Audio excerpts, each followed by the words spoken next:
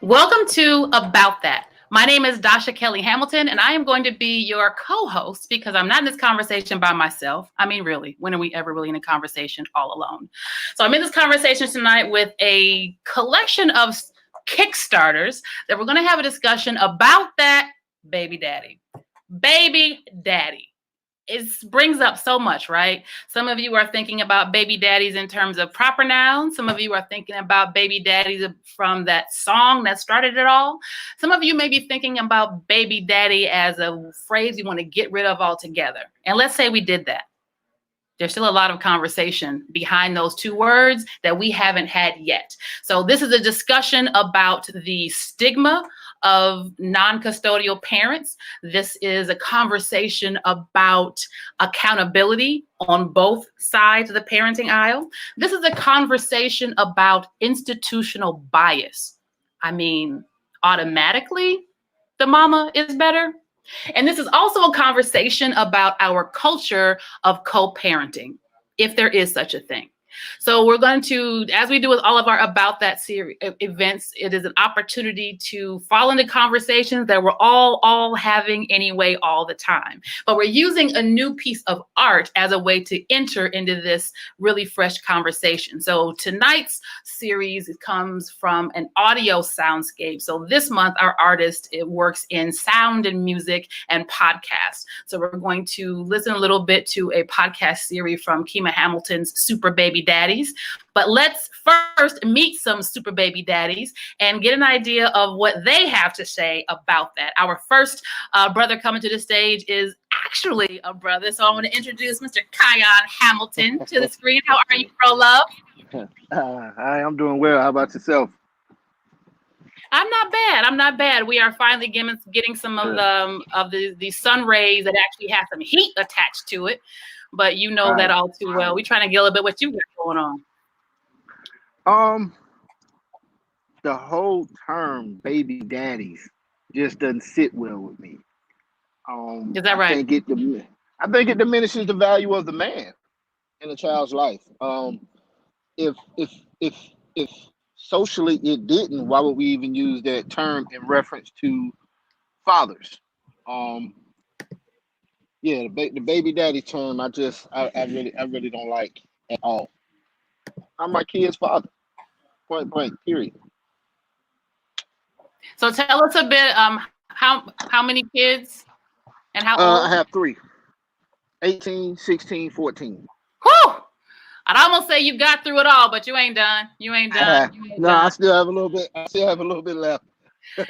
So you've had Still have a some, little but bit. you've also had some time to think about this term and when this term has been, I don't know, thrown at you or laid on your back or used as affection and you didn't take it Um, that much. So I'm gonna let you rip a little bit. So talk a little bit more about how you came to this decision that it's diminishes the father. through the courts, and as I listened to your opening dialogue, it took me back to a moment when I was first placed on child support.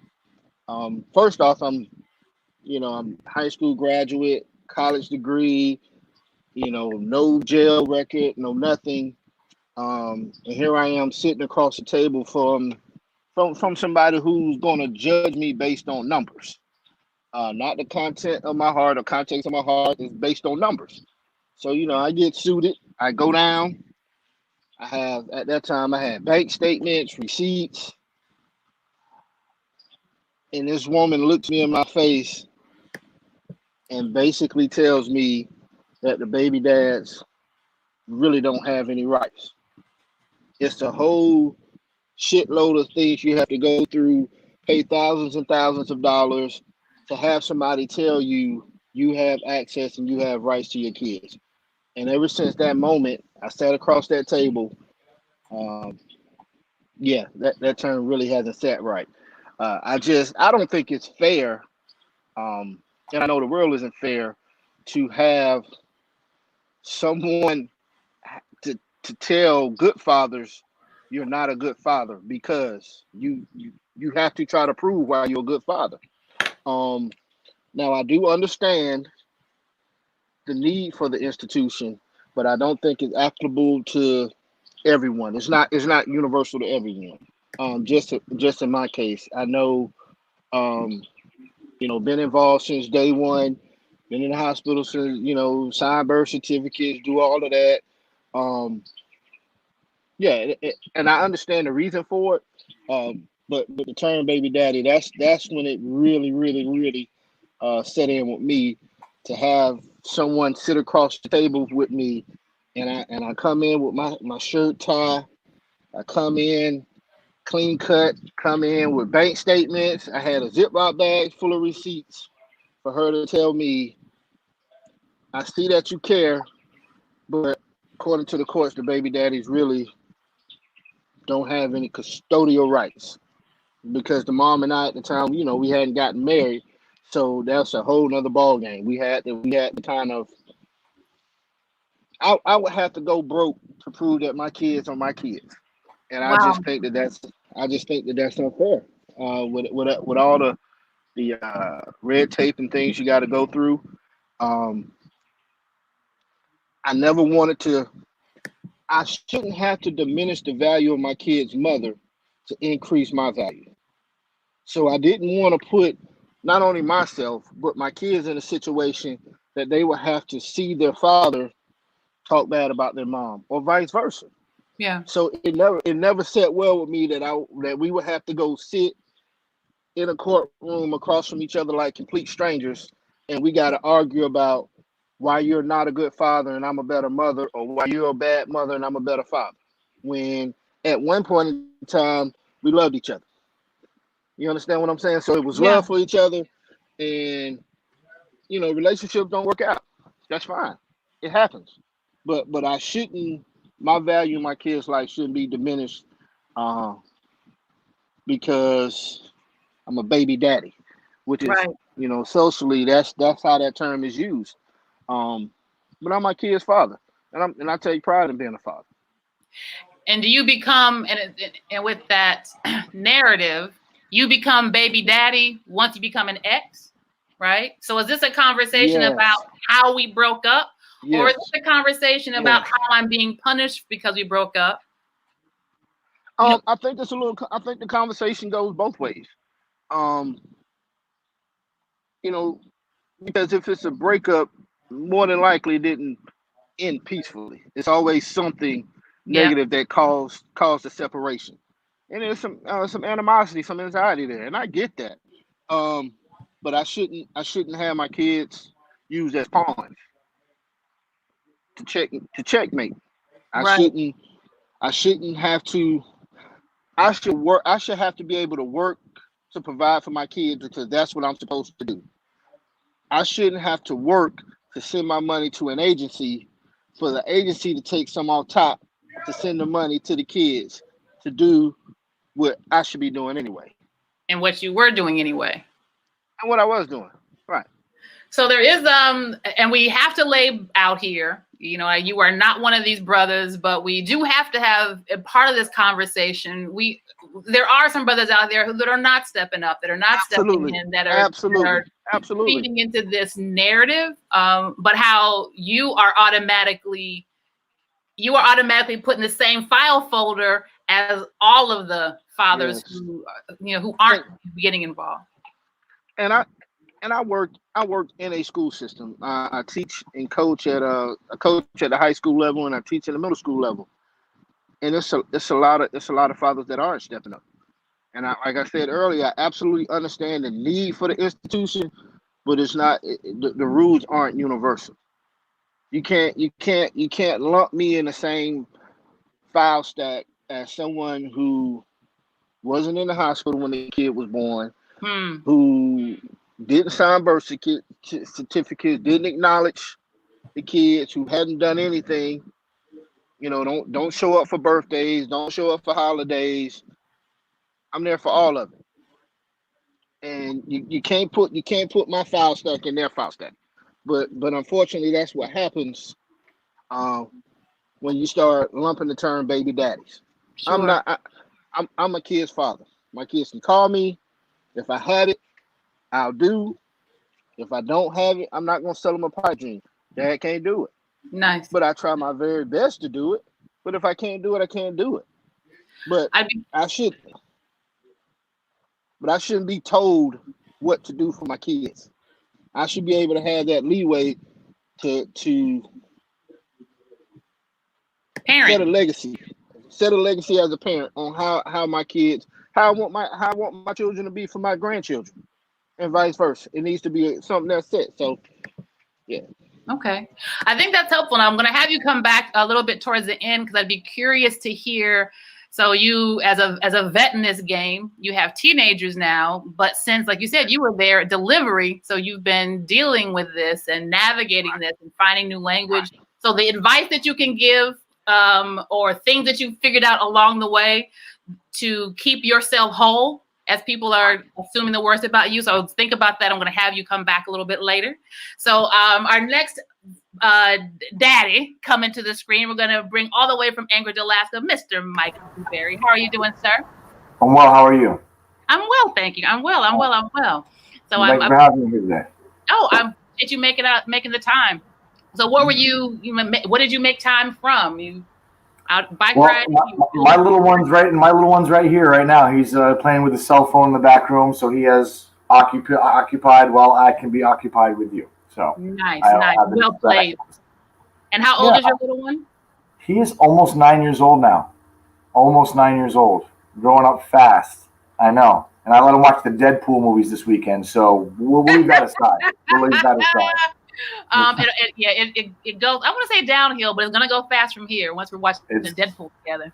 It's been a joy thus far. I'm only thinking it's going to get better and better as things continue here. What is something that you have figured out or surprised you? Better yet, what is something that still surprises you about being a father? Well, it's humbling.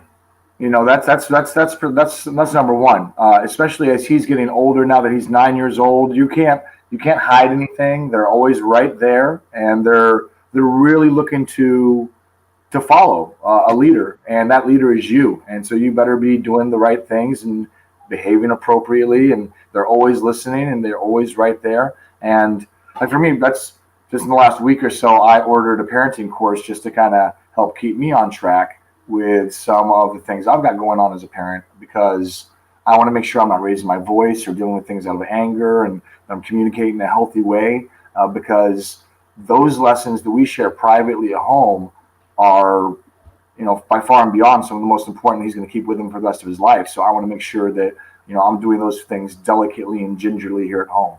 Most definitely. That's something that I'm not struggling with, but that hasn't always been easy for me. So it's, it's something I'm definitely thinking about as we're in those ages that we're in. That's the truth. And I appreciate hearing you describe this intention, and not at all surprised by it, but we don't fall into conversations about the things that fathers are also doing to make sure that they are, like you said, healthy, that you're whole, that you're learning things that you didn't know before. So I'd like to hear you talk a little bit about what you have to say about that baby daddy. I'm thinking about where Cayenne ended, this idea that you became a baby daddy once you became an ex. What does that do with the father? Well, a couple of interesting things you said. Something there mentions something about animosity. I think there's a portion of that exists there with the whole baby daddy, baby mama terminology on its own. It is a little bit demeaning. It does take a lot away from it, and I think that allowing that statement to be is dismissive and undermining of, regardless of what is actually happens to be the case. For some parents and some dads, they're fantastic. Some moms aren't so great, and some are fantastic as well. It's a total mixed bag, and every situation has its own, nuances. So, it's really hard to have blanket policies for an entire system. It is frustrating dealing with child support. Gosh, I've been on top of mine from the beginning, but when things are happening or things come up in your life, they are merely an enforcement agency. They're not there to do anything but keep the money flowing. And there's a lot of emotion attached to these subjects and these words, baby mama, baby daddy, things like that I think makes it even difficult to talk about. Makes it when you use the kind of terminology like that is dismissive or demeaning, you're starting a conversation perhaps mean, we're trying to have a healthy conversation here about it, but when you use that terminology like that, it's kind of a flashcard, like a flash word that everyone kind of like you've already started the conversation at a lower plane, perhaps, just because of the title or terminology that we're beginning with. So I think it's kind of interesting. You still with me? Absolutely. I'm just letting you rip. So you're right. So words are things, and I was listening to a program over the weekend, and they were describing even how we speak of relationships. The program was about the violence that has founded this here nation and how embedded it is in everything we do. So you killed it, you nailed it. Right. So this language speaks a lot to our ethos, right? So to your point, using these words that feel cartoonish, begin to speak to how we're supposed to think about the father. So what are some advice that you give to other fathers who are now you're still a father even though you're an ex, and I keep coming back to that. I find that as a thing. The thing is, you got to make it, you got to own it. I think is the biggest thing you could do about it is make it your own and own it. I mean, I'm very fortunate that in my relationship, I don't think that either one of us used too much of that terminology or that language, because we kind of both agreed, even while we were together, in our conversations about other couples and so on, we had both acknowledged that is a thing, that there's a conversation we're having now, because it's a real kind of demeaning, hurtful, simply lower way of looking at things, when people can be more than giving them what they could potentially be off of having a label. And and so I think I've been fortunate in my experience not to have too much those words and that kind of language in our conversation. But but if you own it, it's just, it's always the shoe fits, wear it. So if you're going to be a baby daddy, then be the best damn baby daddy you can be, and always be that, and own that, and love your kids, and pay the child support, or struggle with it and continue to be the best that you can. I mean, it's really owning it and having your character in it, and legitimizing it for yourself and for the kids, because that's what it's about. It's for the kids. It's really hard to let go of the relationship stuff, past or present. But if you let more of that go, I find that it makes it a better experience for the child, and that's the most important thing. And probably on both ends, so you can let it go, but if she's still clutching, or vice versa, that's still going to make it tense. Always unhealthy. Your speaking makes me thinking about really discussion of expectations too. I saw a post some summers ago, and this brother was like, "So my wife has been out of town for a week, and I've gotten all these messages asking me how I'm doing and applauding me. She was out of town for 2 weeks, and no one was surprised," or however that goes in reverse. His point was, come on, people. I am a parent. I am a father. I'm not new to these kids. I'm certainly capable of taking care of my own children by myself, for more than 4 hours at a time. And he ended it with, come on, people. Let's have greater expectations for our fathers. I think today, I'm starting to see or feel and just read more, certainly a lot about, it's trending that dads are being more outgoing fathers. I'm seeing all the, as we're scrolling through the news feed, there's more and more of that positivity. I see more of that positivity for positive parenting from the fatherhood, from the fathers especially. And I think people are starting to expect it more because hopefully we're just at a better place as a society. I'd like to think that, being a parent is a wonderful, beautiful, fabulous thing. And if you're not getting to do that, that's a damn shame. And I think that's the biggest, some of the most painful, difficult conversations I've had with friends are with gentlemen who are struggling to be a father and are having that difficulty. I mean, that's even tougher than being able to have the opportunity to be there, and not, as opposed to not being able to be there. So, there's a lot of nuance, a lot of variation of this conversation, and there's lots of different ways it can go. But I mean, gosh, at least I get to be there, and I've got a woman who's pretty supportive of that, and very supportive of that, and we're pretty fortunate. I'm really lucky that I got a good baby mama, and she's got a great baby daddy. And I feel like, occasionally, sure, maybe I have to remind her of that, but she's constantly reminding me that she is. So, it evens out. It works. Just being human and all. Well, I'm going to have you come back also and give us your feedback, some thoughts about keeping separate the issues of the relationship and the forward of parenting, so that you can have this healthy co-parenting experience. So if you can chill back in the green room with me, and this is a perfect segue when I bring our third conversation Kickstarter to the screen, Mr. Alfonso Pettis. Yeah. Hello, my brother. How are you? I'm good, sister. How about yourself? I am wonderful. Thank you. I'm in the company of some brilliant daddies, and having a brilliant daddy myself, I just know the world's already a better place. Right. So right.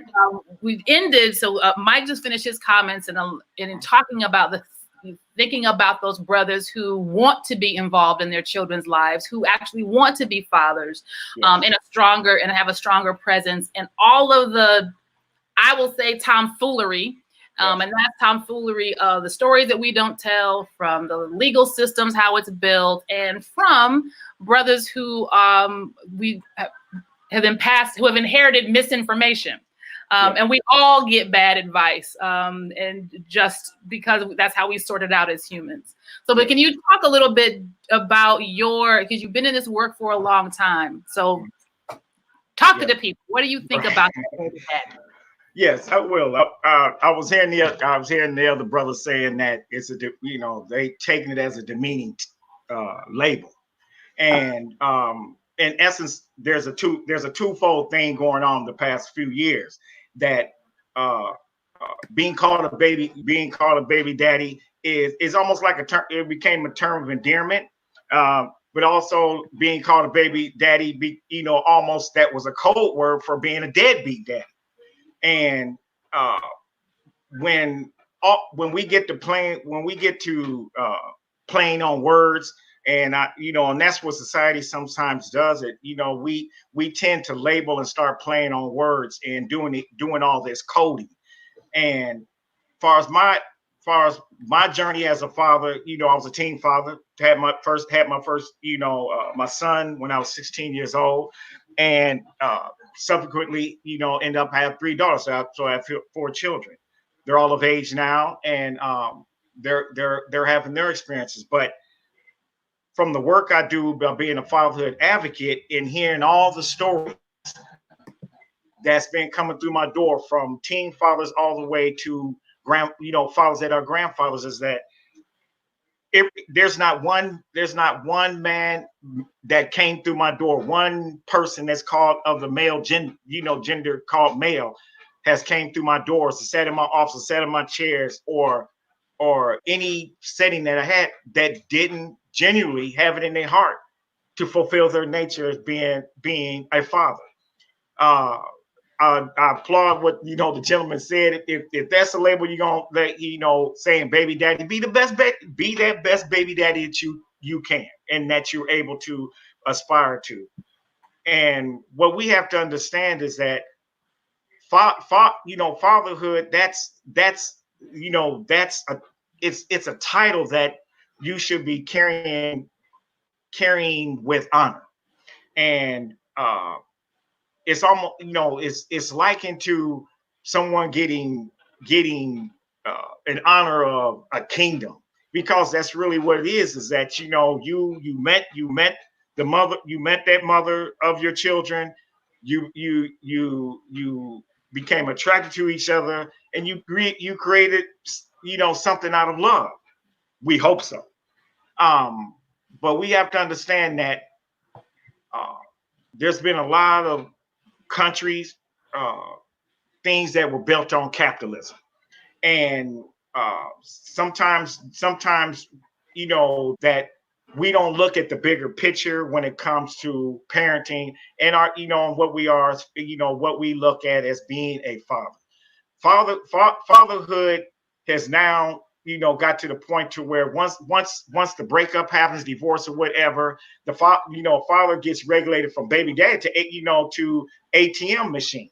That and that's crazy. To where you have 2 adults that create something out of love, but now what happens is that all of that gets regulated to uh, the economics of this here, and to where that father just becomes, like I said, oh, here comes the ATM down. I want, when am I gonna see ATM, mama? Or when am I gonna see ATM? My baby daddy ATM, or whatever you want to call it. And we have to leave that mess alone and understand that when a child doesn't have both parents, and the research shows that when the child grows up fatherless, there's a certain balance that's out of that child's life. It's almost likened to a stereo. I remember, Dr. Kima's a DJ, and Kima would tell you, that I don't think there's not one person that would want to listen to music just with treble. They got to have some bass. You know what I'm saying? Yeah. I don't think nobody wants to do that. And that's, I have to use that music analogy because that's what happens. Until you add some bass to that music, that's when you hear the sweet sound that touches your soul, and what we call in the culture, that's soul music. And that's what that balance does and stuff. When a father is present, all these labels, I tell a lot of my men that come to me is, don't get caught up in the labels. Yes, you're gonna be called this, you're gonna be called this. It's what you answer to. It's what you answer to. That's what the key is. So if you want, like I said, if you want to answer to baby daddy, so be it. How do you what are some things that you I want to say direct them, because we're all in this journey by ourselves, right? But what is something that you can say to get a brother to stand more firmly on his feet, right? With all of these things happening and what she is, and you didn't get invited to the birthday party, you got to go to court again, or things are going great and it's just hard, and you don't necessarily you may not have things to pull from. So how do you get them to stay? What do you say to keep them centered and not to be pulled by the emotion or the names or the not names? That makes sense? Yes, it does. It definitely makes sense, Dasha. First off, I've always tell them that, look, somebody's got to be the adult in the room. That's first and foremost. Someone has to be the adult in the room. Secondly, what I I kind of, mentor them on is that you have to be the model, to what they look at. You have to be the navigator. You almost have to liken that you're, on this parenting journey, you're the captain of this ship. Now, if now you have the choice. Do I want to be the shipmate that's down in the bottom of the ship, just dumping water out, or do I want to be the navigator, the captain, to lay here, navigate my child to that good path, to that promised land, as they say. And that's what I try to let them know, that just be the adult in the room. Things are gonna happen. When people get hurt, sometimes that wound, it takes a while to heal. So some wounds, as they bleed, you don't want, I let them know that you don't want whatever that bitterness blood is, you don't want to bleed off on your child. So just be the adult in the room, and stay true to who you are, the father of that son, the father of that beautiful daughter. And just be, and believe me, they gonna follow it. And I'm a living witness. My children are in their 30s now. And the proudest moment I had with them is when they said, "Dad, you're the best man I know." I mean, I just brought tears to my eyes, because that's what you aspire to get, to get recognized, not by those others, but by your seed. All about that bass, About that bass. Well, I want to do this. I'm going to ask you to, when we come back on screen, we're going to take a moment and share the work that inspired this conversation. But one of the things in addition to the mental wellness and emotional health and, brothers being centered, there is this this labyrinth made of concrete called the court system. Yes. That you it takes a particular way for brothers to navigate that and come out of the other side whole. So I'd love for you to add that to the conversation. I'm going to have you go chill back in the back with the brothers in the green room. So for those of you that are viewing, definitely we want to have your conversation, your comments, your take about that baby daddy. You can make a comment in the thread and we'll be able to add that comment here to our discussion. So right now, again, this is Dasha trying to do something fancy. So hold on. Hold on.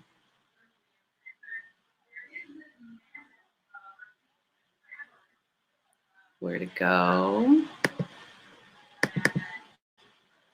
All right. I believe, oops, nope, I did it wrong.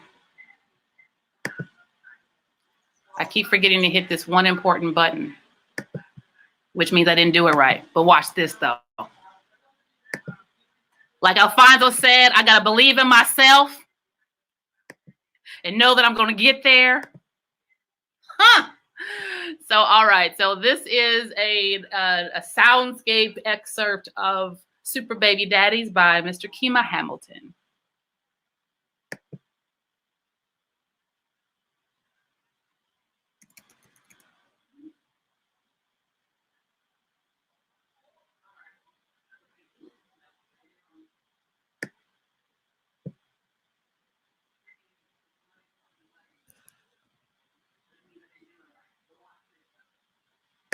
It's not moving.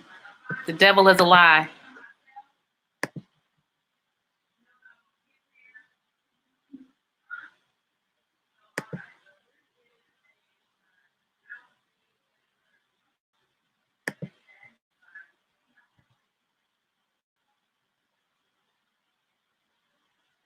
We're going to let machines get themselves together right quick. Hold on. We're going to try this again.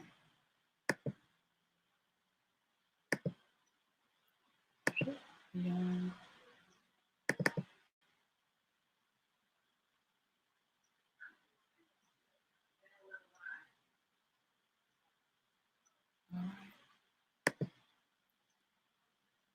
So what I'm going to do is download this thing and bring it up again shortly. So don't worry, we'll have a chance to come back and listen to the to the technical part. But let's get you brothers back on screen right top.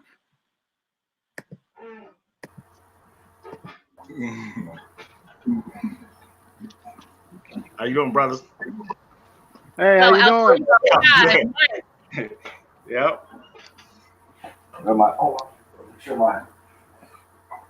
So what do you have to say about that baby daddy? What'd you hear?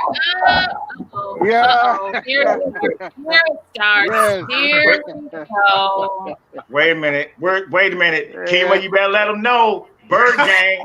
You better let them know. Bird gang. It's gonna be a long day, sir. Long day. You gotta get that out of the way real quick. If you're not a Philly fan, I don't know about you.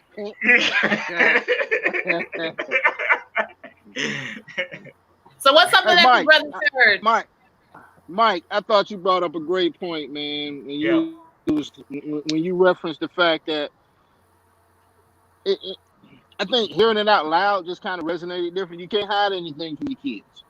No. You know what I'm saying? It's like one of the things that I hold to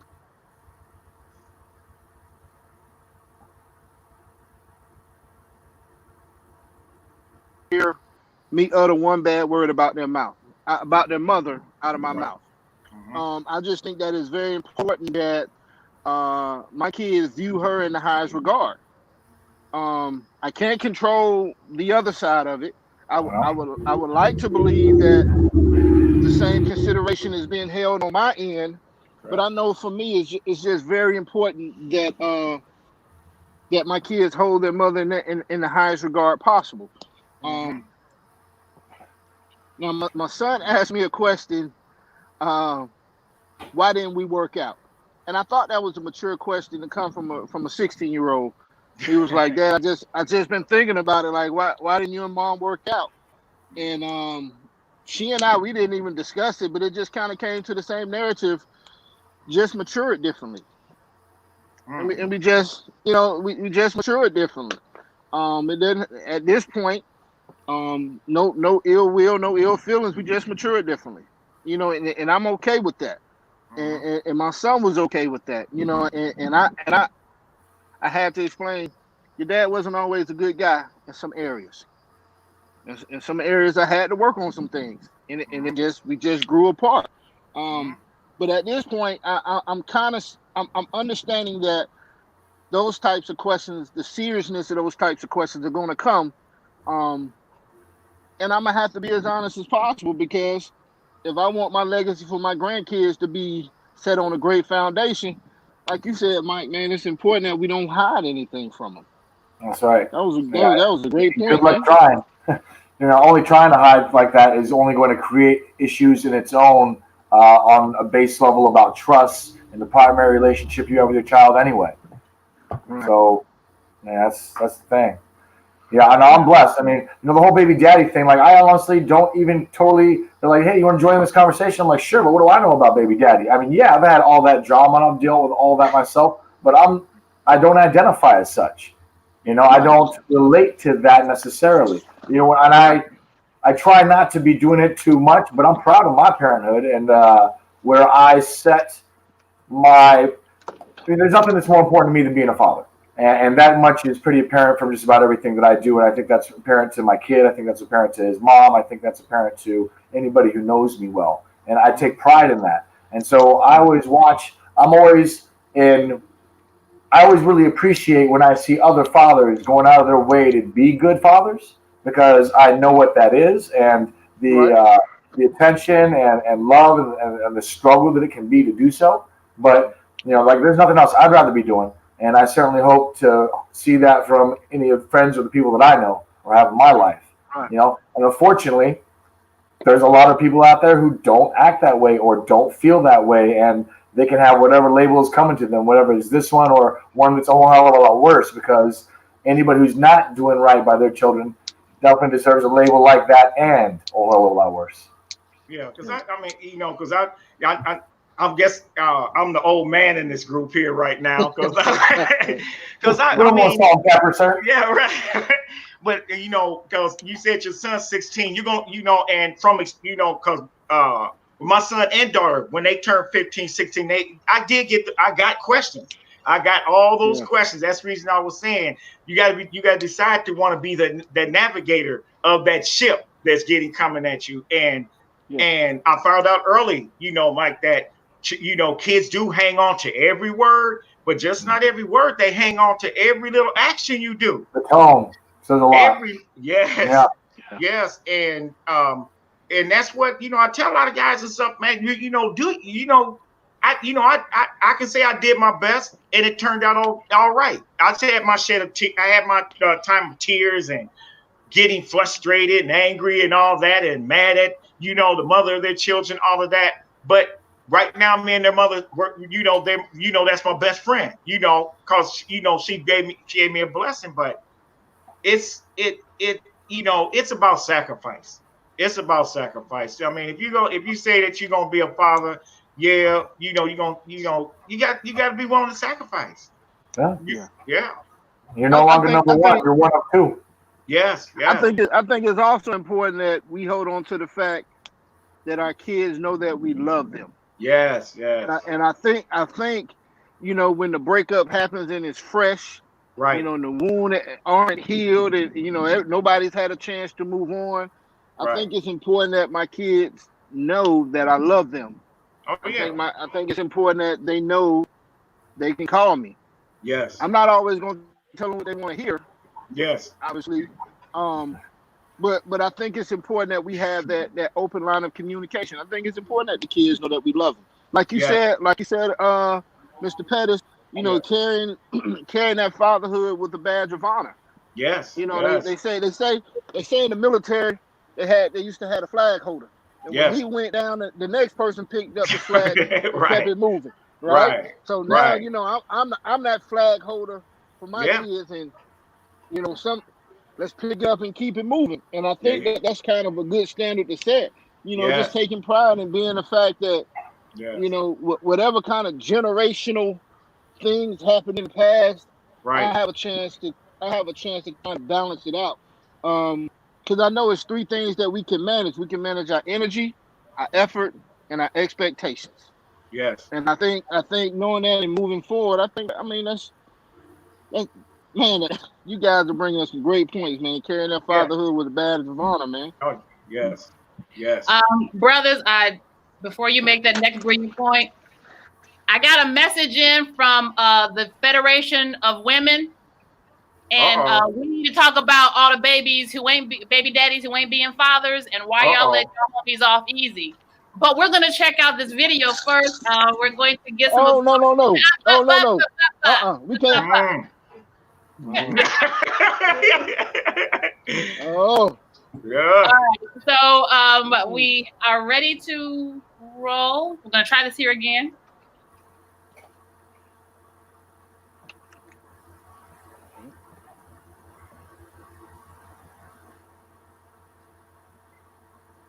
Is it?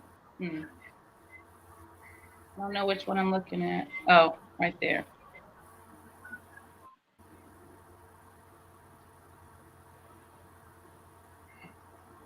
All right. I did it again. Hold on. Doggone it. I'm telling you, technology. Man, listen, I write poems, y'all. I write fiction and stories. I don't stuff is plugs and carrying on. No, you got it. You got it. It's also about taking my time. Right. That there part. you go. Yeah. But it's not letting me. I mean, it's letting me. I just want to make sure all right. Audio. I believe in it. Here we go.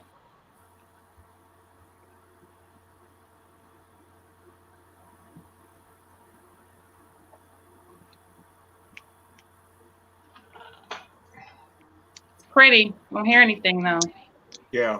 It should be something that says share computer sounds, like on, Right. And that's the step that I normally miss, but it didn't give me that option. It didn't? Oh, okay. With this, hold on. Thank you, family. Thank y'all. We're in this together. Oh, yes, without a doubt. So it normally says share screen, share sound. So let me do this. I'm drinking this wine. It's called Complicated. I'm gonna pour you the glass. Pour a little for you right here. Right. You're not here, so I will drink a little of it for you. Thank you. Have a sip for me too, bro. One at a time now. One at a time. Right.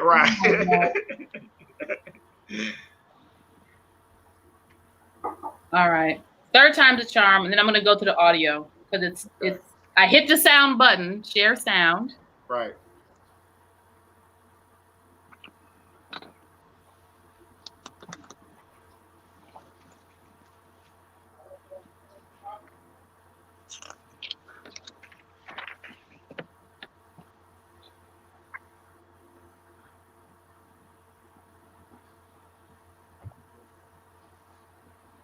Yeah.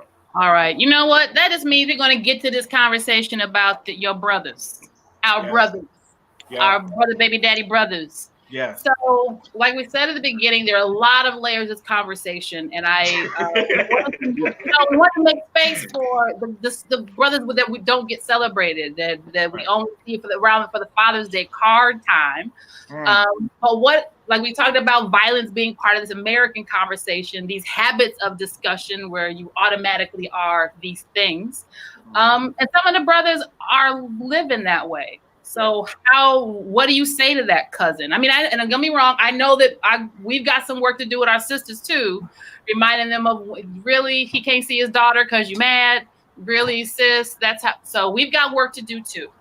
What do you say to your brethren who don't have the same testimony as you? How do we get everybody back on board? If you want to be a parent, the first thing you got to be an adult first. If you want to be a parent, okay. That's the basic reality to what's happening here. If you want to be the right kind of person for a child to be around, then you need to behave and perform and carry yourself as an adult. And that means making tough decisions. That means making sacrifices.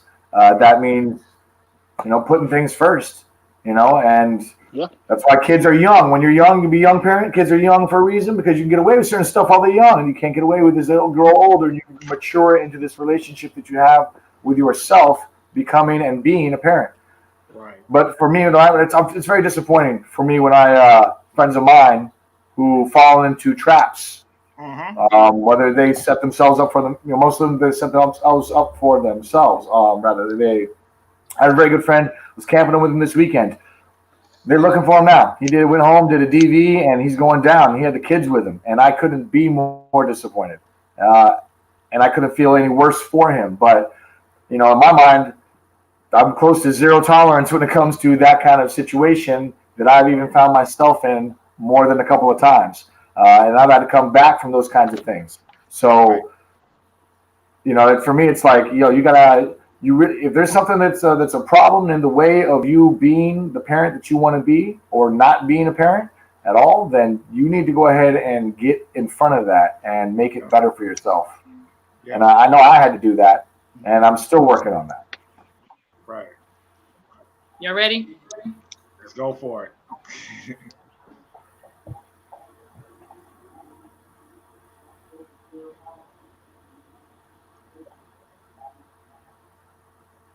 Get on the stage. Doctor, you just sing it. You just sing it for us, baby. Please. I know you have a beautiful singing voice. I wish. I don't know. Kima came and hit the buttons, and it's still not. And I did the share sound. I did that. Came and took it off mute. We did that. Hold on. Let me see if I have him muted. Something weird. No. Yeah. It's a beautiful display of fatherhood, and it's a soundscape of some of your commentary and documentary. There's music, and it makes the same case, but does it through the art of music, and again, digital sound. So, Kai, you were about to say something about your advice to other fathers. Yes. I can't remember who you said made the comment about us not acknowledging the fathers who aren't relevant, who aren't active. Mm-hmm. I shouldn't say the term relevant, but the fathers who aren't active. I come from a different place as far as being in the school system, and what I found is there are good fathers placed in situations to help the kids whose fathers aren't active. Mm-hmm. Right? And so that gives them a model. It's not ignoring the fact of those fathers who aren't active. I feel as Mike does, take care of your kids. Because in the end, that arrow ends up turning into like a boomerang. Where Mr. Pettis might get hit, I get hit, all from somebody that we don't even know. who's not taking care of their responsibilities. So, but I try not to highlight that when I'm dealing with kids. Look at me. My situation isn't perfect, but look at me. I'm here to help you. You need to cry? Here's my number. I haven't changed my cell phone number in almost 20 years because I want all the kids to know what's important to me is what you can do on the field or on the court. True. Come back to that gate in 10 years and you got your son and you say, Coach Ham, this is my son, this is my daughter, so forth and so on. If you need advice. Because it looks like all three of us on the cast tonight have it together. But like Mr. Petty said, it's been a lot of long nights where you stay up at night, you crying, you're questioning your judgment. Did I do this right? What could I have done differently? So we don't have it all together. We just had Mr. Pettis, Mr. Mike, Kima that we can all lean on. Nobody gets through this alone. No. So, like Mike said, it's gonna take those hard conversations with your compadre. Hey man, what are we doing out here? Right? What are we doing? Yeah. And if your compadre or your partner or your friend, if he's genuine, he's gonna watch your model and he's gonna slowly start to change it. Mm-hmm. Right? You don't complain about it, you adapt and you adjust to it. So don't think, just because we sit up here and we all active and relevant fathers and all of that in our kids' lives that we always had it together, because we didn't. Man, and that can all go away in a minute too. I mean, I'm talking about cried gallons and gallons of tears. Gallons and gallons. Right. The situations are still fluid. I say the situation is still fluid. It's funny how, I mean, so many of us are doing pretty okay, but it doesn't take a whole lot to not have the rent or not have something or not have access to whatever you need, to where your whole world is upside down.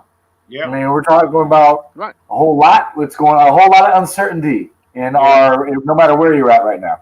So, and wise choices help, but circumstances. Mm-hmm. Yeah. And I'll just piggyback on what Karen said. We as fathers, parents, we have to be mindful of our support system. Because that's what helped. Right. That's what helped me to get through it. I had a really good support system, but I also had that peanut gallery. That peanut gallery, man, F her, man. Man, you a play about yours. All that there, the man box stuff that we call. But it was, but what won out was my support system, because it's like, man, what you talking is nonsense. Because the truth of the matter is, and stuff, I think we all agree, there's a bunch of grown males out here that are claiming they're men. I'm gonna say it one more time. There's a bunch of grown males out here claiming that they're men. Don't understand that there's a lot that comes along with, if you say you're man nature because you got hair on your face, you got some brawn about you. And you make, you doing it, you spreading your wild oats here and there. There's a lot to come. There's a responsibility that comes with all of that, man. You can't be out here playing in the sandbox all your life, pulling your little red wagon full of toys and all that other stuff. You know what I'm saying? It really comes down to, I'll write some of this down. Hold on. No red wagon. Got it. I want to be mindful of the time, and this is the heart space, and definitely the part about finding a support system to be able to say the things that you don't feel like you're allowed, you don't have a space to say other places, but also in some of practical terms. So if we can kind of move into, I asked you earlier, Alfonso, about the legal part of it. So the advice for brothers who are trying to navigate, this order and that court date and and it's a process. And like Mike said, it could happen again, and it's so fluid. So if you can not just encouragement, yes, and also what you've learned about how to survive and navigate in the court system. Knowledge. For example, what I mean by knowledge is get versed and learned on the system. This system, it's been around, and the child support system, the adjudication system, family law, learn it, understand your rights. Your rights and responsibilities. Yes, there is the judges, and there's the guardian ad litems and all of that. But if you're versed on your rights and responsibility, you understand the same thing I think all of our parents told us. Don't never accept no as an answer. Never accept no as an answer. And what I mean by that, I tell every young man or father that that I advocate for is, yes, it's gonna be a fight. It's gonna be a struggle. Trying to get custody of your kids, trying to go through the child support system that's been built, and there's a history behind it. But long as you lay here, keep your head. Keep your head and understand how the system works and navigate it. You'll be all right. It's going to take some work. You're going to go through the bumps and everything, but learn the system. Learn the system. If you got to get legal, if you need that legal assistance, yes, go for it if you get it.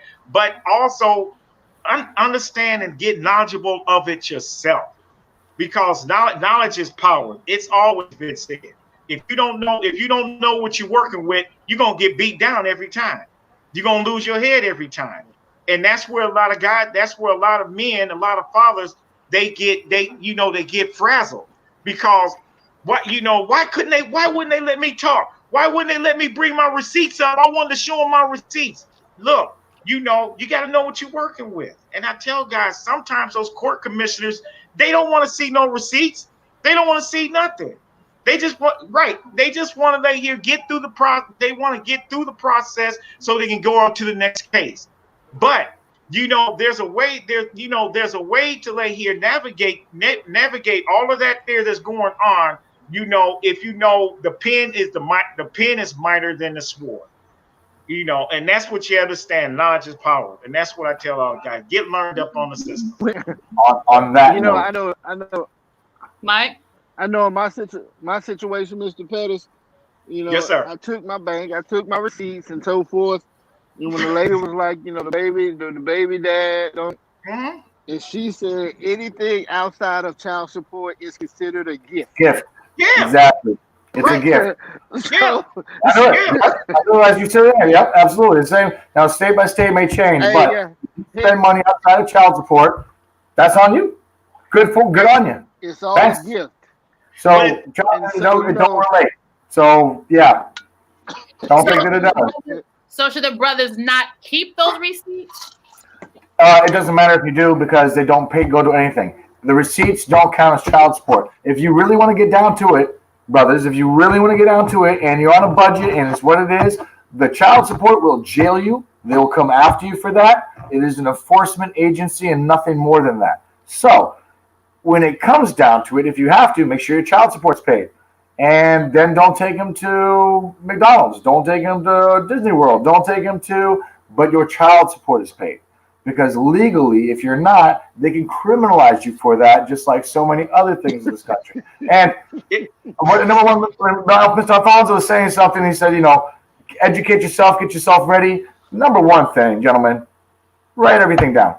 Start a journal, start a diary, keep your dates. If there's any conversation that came up that you thought was weird or strange or out of place, even if it was a healthy conversation, it wouldn't be bad for you to document it. Because if you have documentation and you go in there with a journal and dates and times and legitimate information, much of it can be backed up, then your whole thing is going to be a storyline and a baseline and a timeline, and that will work for you. And the courts will take that into consideration. But if you come in there with nothing but, hey, I got receipts and goodwill, they're going to look at you, well, you ass up. I mean, there's nothing we can do with that. It's not. But if you come in there with it written down, no, on this date and on this date, and well, okay, we argued on this date. These are the things that were said. This is what made me feel uncomfortable. This was maybe done in front of the child. This wasn't. Or, holding yourself and the relationship and the situation as accountable as you can, and leave your emotions at the door as much as you can. Yeah. Those are the number one, two pieces of advice. Write everything down and check your emotions at the door. And if you cannot check your emotions at the door, remove yourself from the situation. If you got those little feelings, like I'm starting to get that itch, I'm starting to get hot. I'm on a scale of 1 to 10, I'm at like a 2 or 3 right now. Yeah. That's when you remove yourself, because if you get to that 5, you get to that 6, you're already there. Yeah. That you can't escalate. We talk, and also when we talk about the support system, I remember going through a tough stretch, and this just goes back to my point of nobody gets through this alone. Good fathers still need good fathers around them. I went to one of my mentors, and I'm frustrated. I'm out to drive, kick in the door, make a lot of irrational decisions that would have had some ramifications that I wasn't ready for, right? Mm-hmm. He put his arms around me, and he quoted Edgar Albert Guest's poem, "See It Through." Right. And it changed my life, and I looked at it in a different context. When you're up against the trouble, you meet it squarely face to face. Lift your chin, set your shoulders, plant your feet, and take a brace. When it's vain to try to dodge it, do the best that you can do. You may fail or you may conquer, but see it through. And that's a quote that's something that we use, when I'm coaching basketball before we ever step out on the floor. We're gonna win some games, we're gonna lose some games, but if you leave your best effort out there, and that moment in time had me might check my emotions. Right. Because every day isn't going to be a good day in co-parenting. It's gonna be some things that I do that she doesn't agree with, and vice versa. Yeah. But at the end of the day, my kids need to hold their mother in high regard, and they need to know that I love them. They hold me with much respect and high regard. Yeah. So and that moment standing inside that gym changed my life. For somebody that had been through what I've been through, to tell me it's okay in a very calm voice, it's gonna all be okay. It's gonna all work out. And he put his arms around me, and he read and he said that guest, and it changed my life forever, man. He Bill Withers you. That's powerful. That's real powerful. You got Bill Withers. You got somebody to lean on. Yeah, exactly. There's a movie called. Have you guys ever heard of this movie called Dad Rehab? No. Yeah. I believe it's on YouTube, Netflix is free streaming now. Malik Yoba executive produced it, and every story we just got through speaking on is in that movie, and all of that. And I had a watch party for some of my young men, and like I said, it really comes down to you're gonna go. It takes work to be. A father, especially co-parenting, that's a whole nother show, Dasha. Co-parenting. You'll be all pleased to know and not surprised. Entirely my fault. There's a little thing on this machine called mute. Mm-hmm. Yes. Uh-oh. Yeah. Unpush that and things happen. Y'all ready before we let y'all out of here? Do it. Yeah. Drop it like it's hard.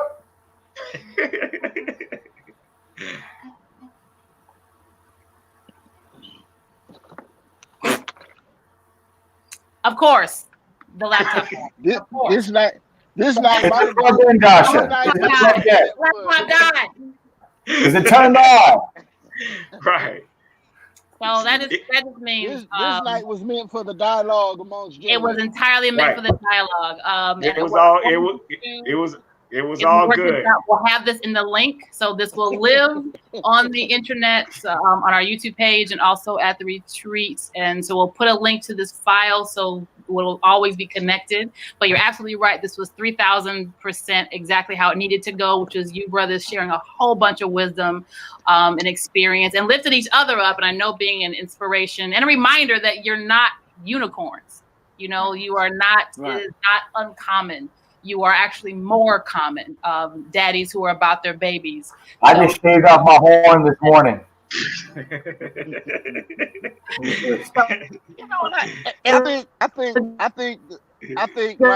think it was Mr. Pettis that brought up the point of Father's Day card fathers. I think like for us, we don't have to hold a sign and say, look what I did for my kids. Right. Because we're supposed to do it anyway. And I think it kind of get misconstrued because some of the guys who show up a couple times a year or don't do as much, they want to highlight, look at what I did to show that I did something. For applause. So we get lost in my life is literally because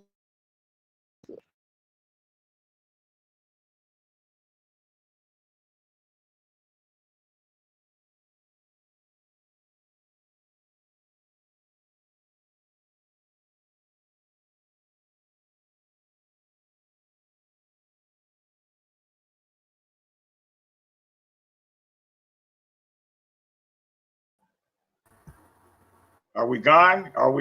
Something happened? It never happened. And she's back. I don't know. It just all of a sudden we were all spiraling. Right. So With the glitch in the matrix. Yeah, it's time exactly. for Right. go sit down. It's time for everybody to go sit down. So in the tradition of a closeout, everybody give us like one power word to shut this thing down. Brother Alfonso, let's start with you. Power of faith. Faith. Faith. Mike, Patience. thank you. Kai,